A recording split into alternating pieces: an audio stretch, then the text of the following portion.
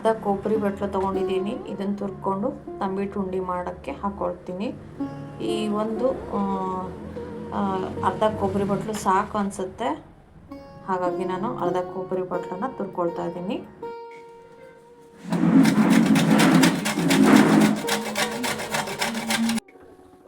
ನಾನು ಸ್ವಲ್ಪ ಮಾಡ್ತಿರೋದ್ರಿಂದ ನಾನು ಈ ಒಂದು ಬಟ್ಲದ ಅಳತೆಯಲ್ಲಿ ನಾನು ಇದೆಲ್ಲದನ್ನು ಮೆಜರ್ ಮಾಡ್ಕೊತಾ ಇದ್ದೀನಿ. ಸ್ವಲ್ಪ ಸಾಕು ಅಂತ ನೋಡಿ. ಒಣ ಕೊಬ್ಬರಿನ ತುರ್ಕೊಂಡು ಒಂದು ಬೌಲಲ್ಲಿ ಒಣ ಕೊಬ್ಬರಿನ ಅಳತೆ ತೊಗೊಂಡ್ಬಿಟ್ಟು ಮಿಕ್ಸಿಯಲ್ಲಿ ಹಾಕ್ಕೊಳ್ತಾ ಇದ್ದೀನಿ. ಹಾಗೆಯೇ ತಂಬಿಟ್ಟು ಉಂಡೆ ಮಾಡ್ತಾ ಇರೋದ್ರಿಂದ ನಾನು ಪುಟಾಣಿನ ತೊಗೊಂಡಿದ್ದೀನಿ. ಪುಟಾಣಿ ಬೇಕು ಅಂದರೆ ಬೆಚ್ಚಗೆ ಮಾಡ್ಕೊಳ್ಳಿ. ನಾನೇನು ಬೆಚ್ಚಗೆ ಮಾಡ್ಕೊತಾ ಇಲ್ಲ, ಯಾಕೆಂದರೆ ನಾನು ಸ್ವಲ್ಪ ಮಾಡ್ಕೊತಿರೋದ್ರಿಂದ ಬೆಚ್ಚಗೆ ಮಾಡ್ಕೊತಿಲ್ಲ. ಹಾಗೆಯೇ ಪೂಜೆಗಿಡೋದ್ರಿಂದ ನಾನು ಬೆಚ್ಚಗೆ ಮಾಡ್ಕೊತಿಲ್ಲ.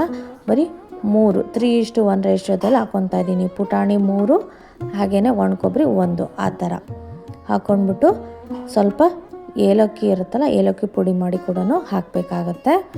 ನಾನಿಲ್ಲಿ ಕ್ಲಿಪ್ನ ತೋರಿಸೋಣ ಅಂದ್ಕೊಂಡೆ, ಅದು ಸಿಗ್ತಾಯಿಲ್ಲ, ಹಾಗಾಗಿ ಅದು ರೆಕಾರ್ಡ್ ಆಗಿದೆಯೋ ಇಲ್ಲೋ ಗೊತ್ತಾಗ್ತಿಲ್ಲ. ಇನ್ನೊಂದು ಕಡೆಗೆ ನಾನು ಏನು ಮಾಡಿದೆ ಅಂತಂದರೆ, ಬೆಲ್ಲ ಪಾಕ ಮಾಡ್ಕೊಳ್ಳೋಕ್ಕೆ ಬೆಲ್ಲನ ಕಾಯಿಸ್ಲಿಕ್ಕೆ ಇಟ್ಕೊಂಡಿದ್ದೀನಿ.